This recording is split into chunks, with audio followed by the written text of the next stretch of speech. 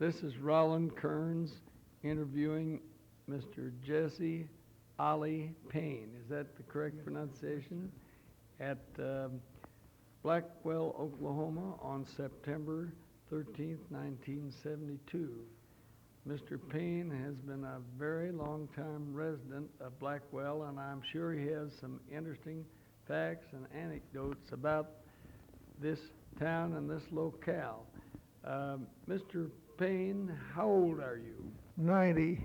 90 last Christmas Day. Last Christmas Day. Yes, sir. And could you tell us something about your early school days? Yes. I was 11 years old when we came to Oklahoma, and the first schoolhouse, of course, was a dugout in the side of the creek bank a mile from our home. And that's where I went to school. It was dug in the side of the creek bank, and dirt walls and dirt floor and a dirt roof. And we had one school teacher that was no grades. Everybody, he taught the big and the little, and we would start in the first of the book in the fall, and in the spring when we'd be over to about fractions in arithmetic and over to Battle of Bull Run in history, and then the school would close, and in the fall we'd start in the first of the book again, just like we did, and we'd get over to about fractions and the Battle of Bull Run, and school closed, and I never did know who won that battle.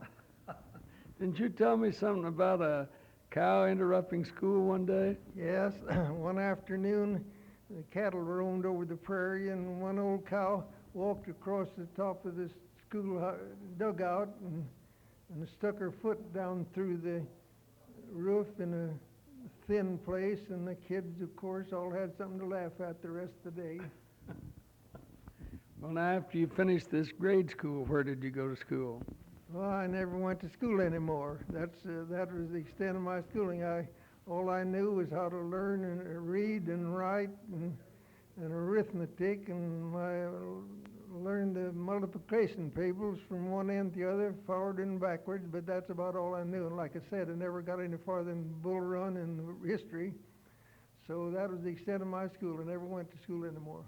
Well, now, after your schooling, were you on a farm or were you in town? Yes, I was on a farm till I was about 20, and then I went into town and learned the barber business, and I barbered for 16 years. And at the beginning of World War I was in Dodge City, Kansas, in a barber shop, and I was too old for the first draft and was caught in the second draft and ordered to report for military duty on November the 11th, 1918. That is the same day armistice signed. Well, we celebrated the end of the war all day. I was in the band, and we marched the streets all day on that day, and then I had to report for military duty at 7 that night. And they had us marched us around town a while, and then had us down to depot ready to go. Our special train, 2 coaches was standing there popping off steam, and I was made captain of the bunch, and I had the railroad tickets and the mule tickets in my pocket, and the Red Cross women was giving us oranges and stuff, and I guess we'd been gone in a few minutes, but a man came down from the draft board with a telegram to turn us loose. Well, they took our armbands off and turned us loose right there on the depot platform, and my girlfriend that I later married, she was there, and we went back uptown full of joy, and that was the end of my military career. Well, that has to be the shortest military career on record. I have a discharge and a check for $1, which I still have as a keepsake. Well, then, now, when you got out of the Army, what did you do? Well, when I got out of the Army, I bought a restaurant and a motel over in Coast City in the oil boom, right at the edge of the Osage Indian Nation. And we ran that for 3 or 4 years. The Arkansas River, it's right in the Arkansas River bend, and they had a flood, and my restaurant and hotel was underwater. Whole town was underwater, and that put us out of business there. And it's a jackrabbit and greyhound country here, and we always had greyhounds, so they built dog tracks just that time. And in 1927, I went to Chicago with a kennel of greyhounds, and I was at the racetracks for 31 years, winter and summer, and was all over the United States, in San Francisco, Los Angeles, Chicago, Kansas City, St. Louis, Boston, New York, and in Florida. Of course, we was in the north in the summertime, and in Florida in the wintertime. And I've been in Florida for the last 43 years in the wintertime, in St. Pete, Pensacola, Daytona Beach, Miami, West Palm Beach, and everywhere there was a dog track. And I guess this coming winter will be the only winter in the last 43 years that I won't be in Florida. Well, that's quite a record, too. Now, I'm curious, do they always run the dogs after an artificial rabbit, or do they ever use live rabbits? Well, they use live rabbits out here in this country, but at those dog tracks, they run artificial lure. No live rabbits at all. But, of course, we have a annual coursing meet out here in the west at Abilene, Kansas. They run 8 days every spring and every fall, and have been going on since long before there was any dog tracks at the cities where they run the artificial lure. That jackrabbit racing with the live rabbits has been going on for, I don't know when it started. Of course, it started over in England and Ireland, but in this country, I expect for 75 years they've been having coursing meets in this country with live rabbits. Well, have you ever seen a dog catch the rabbit? Oh, yeah. You mean the lure? Yeah. Oh, yes, many times. Yeah, I've had my own dogs that be out in a race where they'd catch the rabbit, and they're just as fierce after that artificial rabbit as they are alive. Of course, they wear a muzzle, and I've had dogs just beat their head on that lure till their mouth would be a-bleeding. They're trying to get a hold of it, have the muzzle on. Well, what happens when the dog catches the rabbit? Does that disqualify the race? Yes, that disqualifies the race, and the track officials have to give all the money back to the bettors. Yeah, that they refund all the money back where the dog catches the rabbit. That disqualifies the gambling and the dogs and everything else. Yeah. Mm-hmm.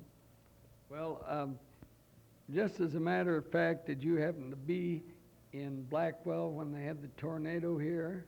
No, I was in Daytona Beach, and I saw it in the paper the next morning down there that I tried to call home here. My folks is all here. In fact, I had a cousin killed in the cyclone, and lots of my old friends dead. There's 21 killed here. And I knew a lot of the people. My lifelong friends was killed, and like I say, one cousin. And but it was 2 or 3 days before I could get any word from here. Telephone lines are all down, of course. And I didn't know what had happened here for 2 or 3 days. I didn't know how my own people were. That must have been very distressing to you. Yeah. Yes, it was. It was wasn't much use to lay down and try to sleep as long as I didn't know what happened. Can you remember any excitement in the Blackwell, like bank robberies during your career here, or Indian uprisings, or anything of that type in the early days? Well, there was no bank robberies here, but there was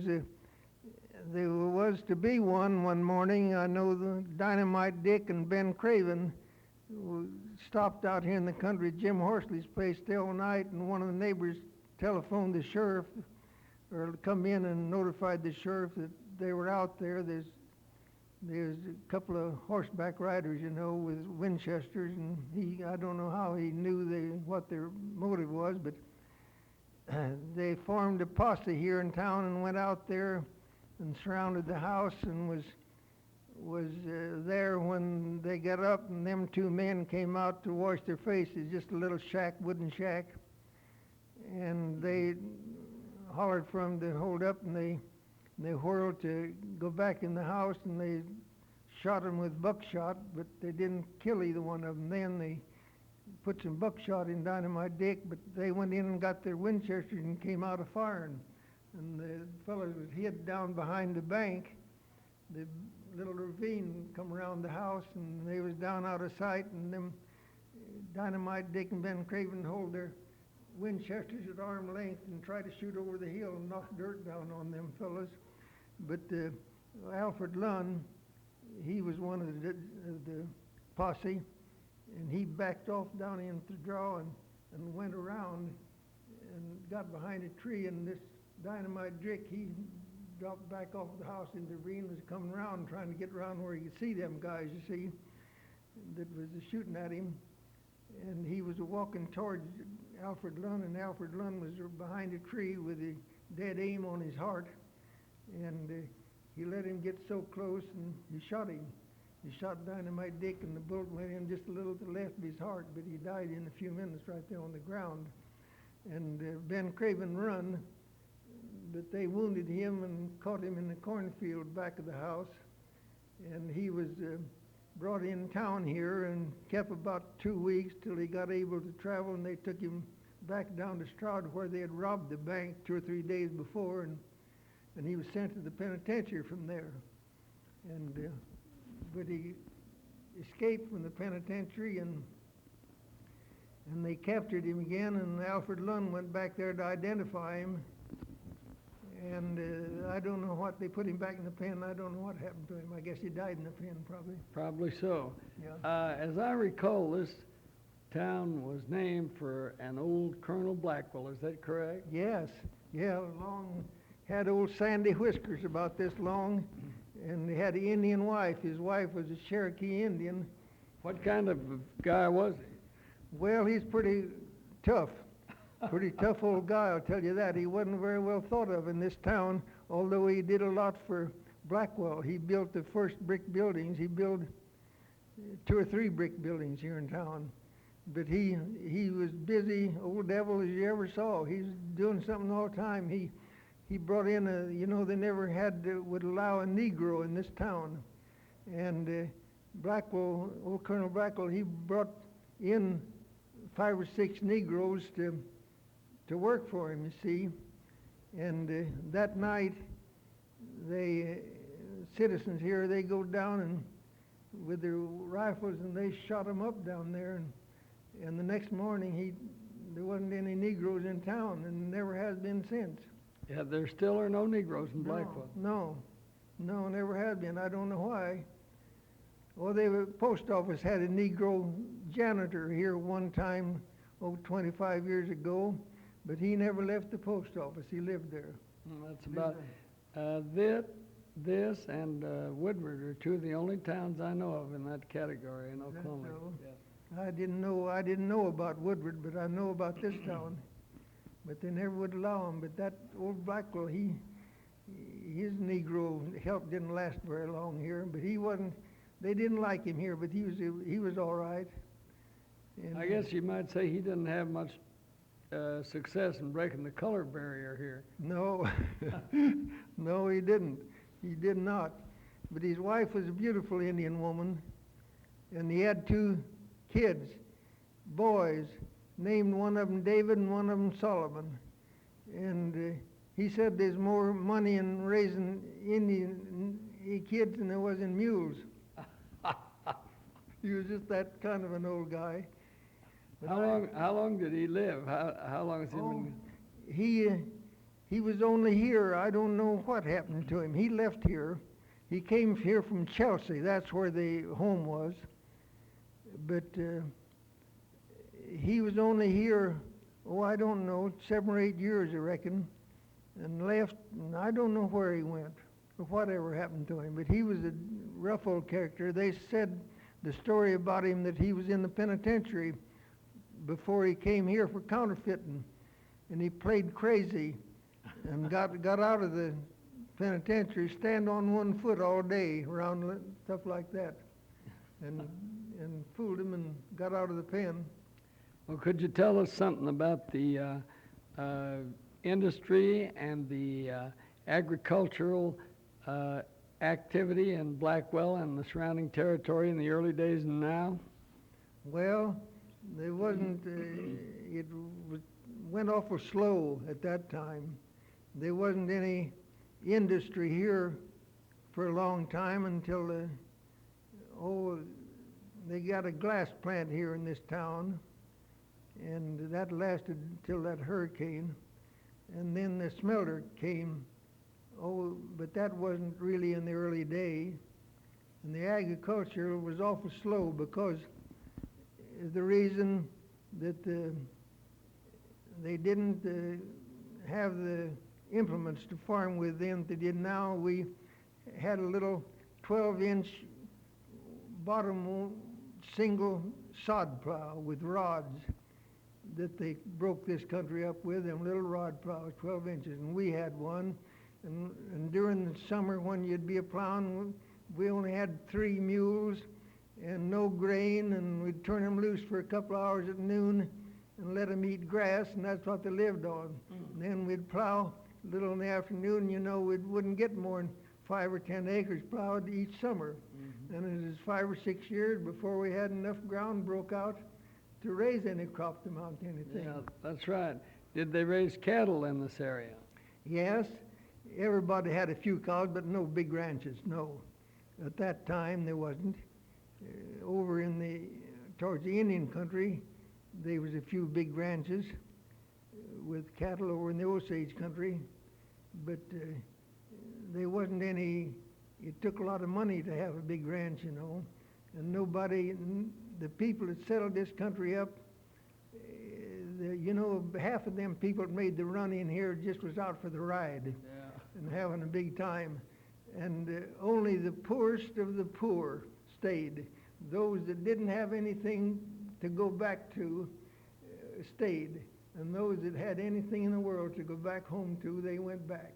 Because it looked pretty sorry place to make a living, just nothing but a prairie field, and no houses, sod houses. And it looked like impossible to stay. Yeah. And it was almost. If we hadn't had a bunch of cattle, we drove about 15 or 20 head of cattle down here from Kansas and milk cows, and if it hadn't been for them, we'd have starved. What effect do you think the closing of this smelter is going to have on this town of Blackwell, and how many employees will be out of work? Well, I believe I read that it'd be about 800 people out of work, and the effects are going to be terrible. I don't know how they'll get over it. It's a big, that much of a payroll here. I don't know what the payroll is, but everybody lives in town now, all over the country. People have moved in off of the farms. If it's like it used to be, it wouldn't be so bad. At one time here, when I was a kid, there was a family on every farm, and some 160s was divided. The people that made the run in here, the 2 of them get on one farm, and some of them would divide it. And there'd be a family on every 160, and sometimes there 2 families. But now there's nobody left in the country hardly. And those that are, they have a lot of expensive machinery and farming, half a dozen quarters, One man does. But now everybody lives in town, there's nothing for them to do. I don't know what they'll amount to. Sounds to me like that's about 20% of your employed population, your working population. Yes. And I understand from some other people I've talked with that a good many of these men are of an age that they are too young to retire, but too old to not go ahead too old. That's to right. not They ain't got go no in the future. works. Yeah, they've got to do something. Yeah. I don't know what it'll amount to. And they won't want to leave their homes. They're too old to leave No, Blackwell and start no, again. no, you can't go and start over. Mhm. I don't know what to do. Now me, of course, I've been retired for the last 14 years from the racetracks, Yeah. and I retired with enough to take care of Take me, care and of I'm not yourself. worried. Mhm. And I'm alone now. Yes. My wife passed away a year ago, Mhm. and now I'm alone, and we lived in Florida, and I brought her home here for burial, and then went back and sold everything I had down there and come back home for a little stay, and I took sick with a bad case of the shingles, Yeah, if that's you know what they miserable. are. I do, and it's miserable. and that was a little over a year ago. That was a year ago last June that I took that, and they put me in the hospital, and I was there a month. Then I was out in that rest home for Mhm. 4 more months, and till the last of November, and I got out of there, and as soon as I was able to travel, I had a man fly up here from West Palm Beach and drive my car and take me back down there, and I stayed down there last winter. Mhm. And then my nephew here in Oklahoma City, he flew down there and drove me back this spring, and I'm here now, and I think I'll stay here this winter. I was gonna say Oklahoma's pretty hard to tear away from, as far as I I'm know it. concerned. I know it. I always felt like I told my wife, whenever we always come home here after we retired, we'd come home here in the summer and then go back in the winter. But I always told her after we crossed the Mississippi River, come this way, I always felt better. That's right. Yeah. Do you recall any instance with any of the Indians here? Was there ever any trouble with them, or did they- No, there wasn't. I know down here I was down in the Creek country at Henrietta in 1904, and that old crazy snake, Chitto Harjo was his name. He's chief of them. He never would surrender. He was I was out to one of their green corn dances one night, and he was lecturing to them. He had quite a lot of followers that would applaud him. He was talking in Indian to them. I don't know what he was saying, but they was enthused. He had a lot of followers there, but not all of them. And but they had him under control, and he never caused them no trouble. But the first 4th of July here, they had a bunch of Indians come in here. They had a celebration. That was in 1994. Yeah. And they had the Indians dance down here. I know I was just a kid. I was a little shy of them. Yeah. I stayed away from them. But that same day, Miller Brothers show, you've heard of that, Yes, I've 101 seen it. show? I've seen it. Well, they put on their first exhibition here at Blackwell that day. Well, for you. Zach Miller, that was the youngest Zach one. Miller, that's right. He was the youngest one of the boys. There was Yeah. Joe and George and Zach. Well, Zach, he come over here, him and a Negro, Pickett, drove 3 old yellow steers over here, and Zach was going to rope them, and the Negro had a trick mule he'd done a few stunts with, and they had them steers rounded up over here in the pen, and it was right down there between the town and the river. It was all Yeah. prairie there then. And they turned the steer loose, and old Zach, he took after him and missed him. He didn't catch him. And the steer run down on the river, and they went back, and he missed all 3 steers. He never roped one of them. And they razzed him, and he said he better shut up. He couldn't control himself when he got mad, and some of them old roughnecks told him to get off, we'll control you. But that ended their show. That was the Yeah. first performance they ever put on, and I saw it, and that's what it was, and that's the way it wound up. And they drove their old steers back over there. Well, they had some real good ones later on, though. Oh, yes. I saw their show after that. After I saw it when they just had a canvas round with no top. Yeah. And then I saw it after they had a top. Mr. Payne, was there any ever oil activity around Blackwell? Oh, yeah. Yes, they had, but they never got no real good wells here. They out west of town, northwest of Okay. town, north of town, They got some small wells, but they never amounted to much. Uh-huh. No, but we had down not very far from here, they had some good ones. I know we had one man here he was traveling and sold groceries and had lived here in town. And he'd go out on Monday and come back in on Friday, you see, like they used to. Yeah. And he was down here to Garber, and somebody sold him some royalty down there for $250. And you know, he come back in, he sold $50 worth of it to a fellow named Bill Kistler, and he sold $75 to old Jim Tate, another traveling man. And in a month, and then they sold it for $1,000 for one. I don't doubt it. Yeah. I don't doubt it. Yeah. That Garber field was fabulous. Yeah, they sold that. Bill Kistler put $50 in it and got $50,000. Yeah. Old Jim Tate got $75,000, and I can't think of that guy's name. Mr. Payne, I wonder if you'd tell us something about the flood in which you lost your hotel and Yeah. restaurant at Call. Yeah.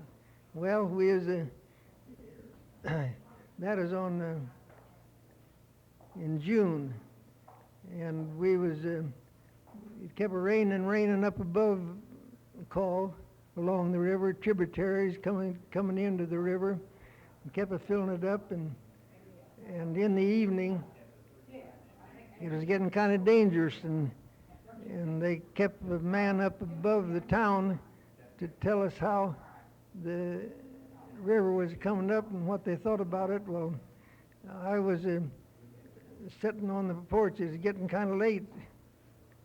At midnight, I was sitting on the porch waiting, and a fella come down there, and he said the water had broke over and was coming through town. So I had the hotel full, and it wasn't 10 minutes till the water was coming down our street. And I went through the hotel and woke everybody up, thought I did. And I kept, as they'd come down with their baggage, I'd help them for about a block to a little higher ground, and so they could go on with it. And then my wife went through and to see if they was all up, and found one man that hadn't got up, and boy, he was scared to death. And he said, "Oh, why didn't you wake me up sooner? Why didn't you wake me?" My wife said, "You woke up once, but you wouldn't get up." And another guy had a bunch of Airedale dogs and had them in crates down in the yard, 5 or 6 of them. And he run down there, and the water was coming in through there then, and he'd take a dog out, and the crate would float away. And he'd run. He got them all out of their crates and run out of there, calling them, and they all followed him. And the crates are floating away. And I was taking one guy out, the oil well driller, and I was carrying his grip, and he couldn't see very good. And I was kind of leading him, and we had to cross the intersection. And the water was coming down there about knee deep, and he saw a board come, and he reached down and got it, and he thought it was just a board, and he stepped over, but he stepped inside of a gate. It was a gate, and that gate just slid up and down his leg, you know. Tickled me to death. And then my fella come in with a dray wagon, took my wife out and her mother, and I stayed there, and I got everybody out, and there was an old oil man there, and I said, "Let's get out." He said, "No, sit down here." He said, "We may have to take this stuff upstairs." And he talked me into staying, and we stayed, and the water come in the hotel, and we commenced to carrying mattresses up the stairs, and we got to the last mattresses that were floating in the water. And we couldn't walk out then, we had to stay. And we got upstairs, we never come back downstairs anymore.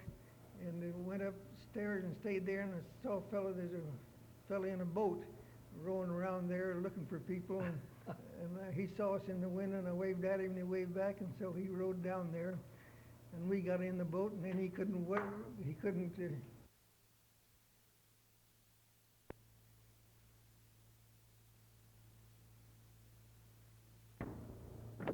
This is a continuation of Mr. Payne's dissertation on Blackwell, and I will let him go ahead now. Yeah, this man in the boat saw us in the window, and he waved at us, and he come down there, and we got in the boat out of the upstairs window, but the current was so bad he couldn't row us. So we drifted back with the current to old livery barn and hung on to the eave and pulled the boat around to some trees and got a hold of the treetops and kept pulling ourselves towards the edge and out of the current till we stayed in them trees and hanging on to tops and pulled ourselves out of the current, and then he could row us over to the edge where we could get out on dry land. And we unloaded and went up to the church where they was preparing meals for all of us, and so we ate up the church for a couple of days, and I guess, I don't know where we slept, I don't remember, but I know one of my friends gave me some dry clothes to wear, and it was about the third day before we could get back into the hotel, so the water went down, and we cleaned up the hotel so we could live in it and use it, and I got rid of it after a couple of years, and that's when I went to the dog track. So that was the end of that. Well, Mr. Payne, I believe you mentioned something about an experience that you had with your dad in a sod house, something about a preacher. Yeah, well, my dad was always had a preacher hanging around, and which is all right, but hadn't ought to criticize your dad, but sometimes they need criticizing. But I know he invited the preacher here in town to come out. We lived 2 miles out in the country in a sod house and slept in the dugout, and we done all the cooking and living up in the sod house and the dirt floor and sod walls and the foot-wide boards on the roof with no strips, and it leaked pretty bad whenever it rained, but it'd dry up a little bit on the dirt floor.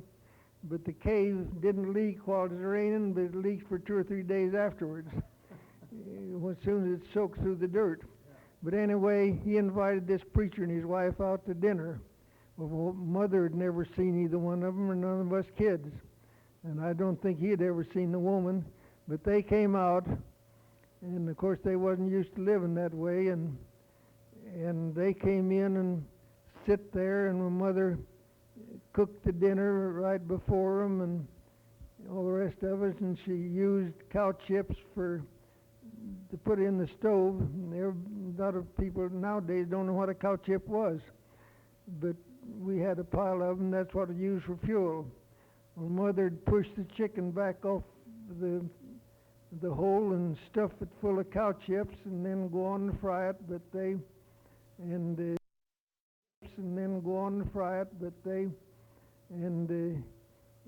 Made good bread, and I guess she always had some vegetable that she canned, but I don't know what the dinner comprised of outside of chicken and gravy and bread. And they eat the chicken, but they never come back. I don't know whether they liked it. I know they wasn't used to that kind of living. But anyway, they couldn't get out of it. They had to sit there and watch that. I don't know whether they knew what cow chips was or what she was putting in the stove, but that's what it was. And but it was a kind of funny experience. But like I say, they never come back. I guess they got all the chicken they wanted from the sod house. Well, Mr. Payne, I'm curious as to what you did for sanitary and toilet facilities in those early days of the sod house. Well, we also had a sod barn, and everybody went behind the barn for I don't know how long, and then we built a little sod house, back house, and with no lumber in it, there was no floor in it, there wasn't any pit dug, and there wasn't any board across there. It just had a pole to sit on, and that's the way that we took care of that. as far as I know, that's the way everybody else did. There wasn't much else you could do. You had to go, and you just had to go, and there's no place to go, so you done your best. You got out of sight if you could. That's right. I think that this would make some people kind of ashamed if they complain about some of the bathroom facilities they have today. Mr. Payne, I understand that at some of the tracks there would be sort of, shall we say, illegal races, and one in West Virginia one time you have in mind especially? Yeah. Well, those days no place was legalized. It was all, they run those dog tracks on a fix. They called it a fix. They'd bribe the county law, and sometimes it wouldn't work, and we'd get raided, and maybe we went to Daytona, Ohio. No, that's not Dayton. Went to Dayton, Ohio, and run 3 races and got arrested. And of course, they didn't arrest the dog man because it wasn't legal. It wasn't against the law to run dogs. It was against the law to gamble. And they'd arrest the ticket sellers. We run 3 races and got closed up there and never did run no more. And went to Charleston, West Virginia, and we let us run there for a while, and for a couple of 3 weeks, and got raided, and I was in the paddock with one of my dogs. Was going out on the track, and they raided it, and they fellas inside locked the door till the law couldn't get in, and they went in at the windows, and somebody on the inside stuck a gun out the door and went to shooting, and scared my wife. She was in the crowd, and she beat it, and after it's all over with, I know that when that shooting started, the fellow in the judge's stand had a white suit on, and I saw him running across the infield and jumped the back fence and never saw no more of him. And my wife got scared, and after the crowd is all gone, it was all gone, and I couldn't find her. And I got to looking, and there wasn't anybody left in the ground, and I walked. It was kind of down in the grandstand, was kind of down over a bank, and I went back up over the bank, and I found her up there in an old abandoned filling station hiding. I don't know how long she'd have stayed there, but she was good, wasn't going to come back till she assured it all over. But I never forget that. And that judge running across the infield with the white suit on and getting away. But there were so many of them that those tracks, that's the way they usually wound up. They wasn't, I don't know, we went to 5 or 6 tracks one summer. We started in Oklahoma City, and they tried to run that, and the ticket sellers get arrested, and they'd take them into town, and they'd give bond and come back out, and they'd arrest them 2 or 3 times in one night. So just kept that up, or we had to quit. We went from there. That's where we went from there to Dayton, Ohio, and then from there to Charleston, West Virginia, and from there, I guess, back to Tulsa, and then from there we went to Old Mexico, across from Brownville to Matamoros, and nobody ever saw any poverty unless you was along the border. Well, there wasn't enough money. We couldn't stay there.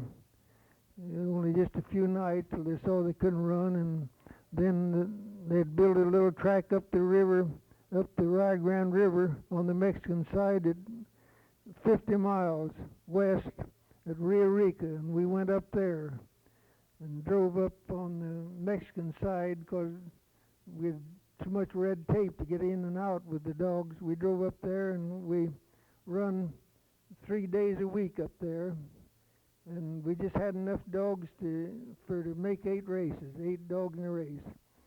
We'd run them twice on Saturday, run the same dogs in the afternoon that run that night, and we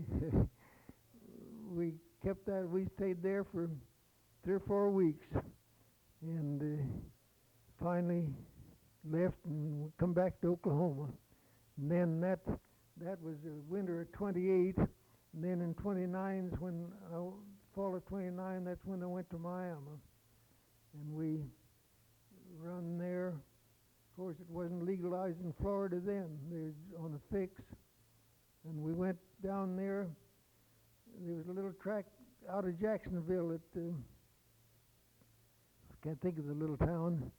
But we went there and stayed there 30 days and they couldn't run. And then we went over to St. Petersburg and we sat there 30 days and trying to get it fixed. And they got it fixed and we opened up and run 2 or 3 nights and raided us. And they closed us up. And then we waited 30 days more there and got open in the spring and run for a month. And they paid us, they had a matinee on Wednesday, and they paid us $150 in total purses for that matinee and $300 total purses for night. So divide $300 divided up with 8 races didn't amount to much. But of course, expenses wasn't much. But we lived some way, I don't know how. But we wouldn't quit. That's the kind of, I was there at the dog tracks when they first started, and it was like every other business, it looked like. It had a long time establishing itself, and we deserve some credit for staying, I guess, or either that or didn't have sense enough to go home and stay there. But we stayed with it, and it wound up one of the biggest businesses in the country, the dog business. Well, Mr. Payne, it seems to agree with you because for your age you look fine, fat, sassy, healthy, and well dressed. Thank you. I will say that it has been a most huge pleasure discussing these things with you and listening to your anecdotes and experiences. And I will say this is Rolland Kerns concluding the interview with Mr. Jesse Ollie Payne at Blackwell, Oklahoma on September 13th, 1972.